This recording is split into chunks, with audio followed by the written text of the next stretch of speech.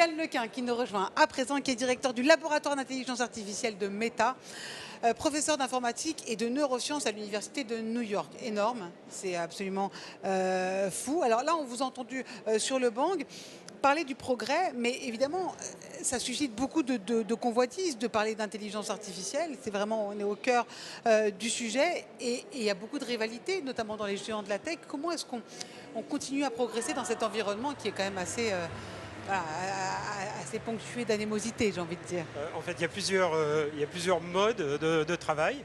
Le mode dans lequel j'opère et dans lequel Meta opère est au contraire très ouvert. C'est-à-dire, c'est un peu ce dont j'ai parlé aujourd'hui.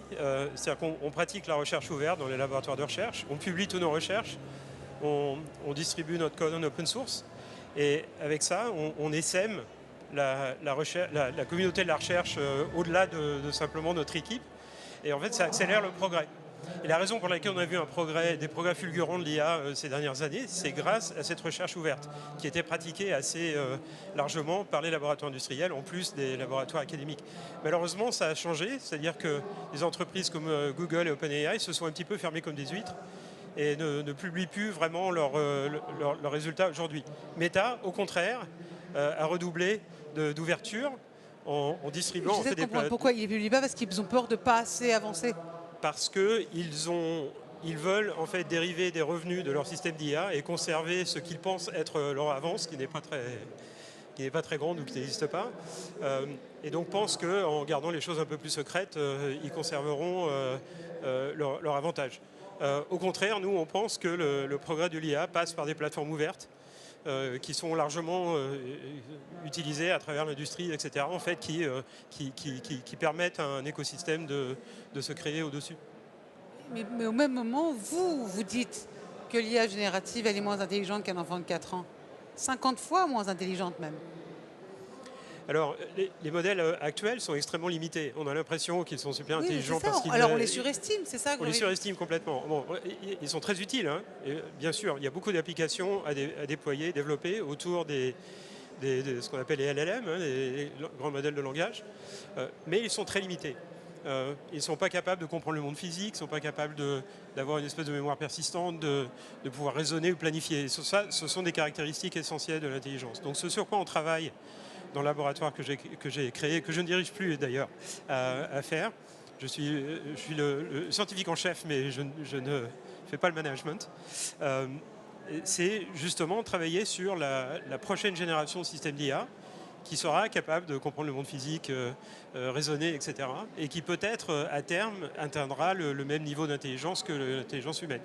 Ça viendra probablement d'ici, disons, dans la décennie qui vient. Et vous pensez que vous comprenez que ça puisse faire peur quand même? Ça peut faire peur, mais on ne devrait pas en avoir peur. Ce que ça va faire, c'est que tout un chacun pourra se promener tout le temps avec un assistant d'IA qui sera avec nous en permanence. Peut-être on lui parlera à travers des lunettes intelligentes, il pourra voir ce qu'on voit, écouter ce qu'on écoute, et puis nous connaître. J'entendais tout à l'heure qu'un article de presse avec une IA pouvait se transformer d'un coup de clic comme ça en podcast à 2 personnes. Oui, ça c'est un nouveau prototype de Google, effectivement. Mais bon, ça ne nécessite pas énormément d'intelligence ni de raisonnement. C'est plutôt produire des résumés, etc. Ça, on sait faire. Non, donc il va falloir des systèmes qui soient beaucoup plus intelligents que les systèmes actuels, qui vont venir dans les années qui viennent. Et on va se promener avec ces assistants intelligents qui seront avec nous continuellement. Ils vont amplifier notre intelligence. Ils vont permettre aux gens d'être plus créatifs, plus productifs, plus rationnels d'une certaine manière. Et l'amplification de l'intelligence est une bonne chose intrinsèquement. Comme le disait un des conférenciers aujourd'hui, le progrès est un combat contre l'ignorance. Et l'IA, en fait, augmente l'intelligence humaine. Donc l'effet sur la société va être un petit peu similaire à l'effet sur la société, l'invention de l'imprimerie, par exemple, au XVe siècle. Enfin là, c'est plus qu'un outil, parce qu'il va être tout dans notre vie privée, dans notre vie professionnelle, dans notre vie amicale. C'est toujours un outil. C'est-à-dire que ces systèmes-là seront à notre service.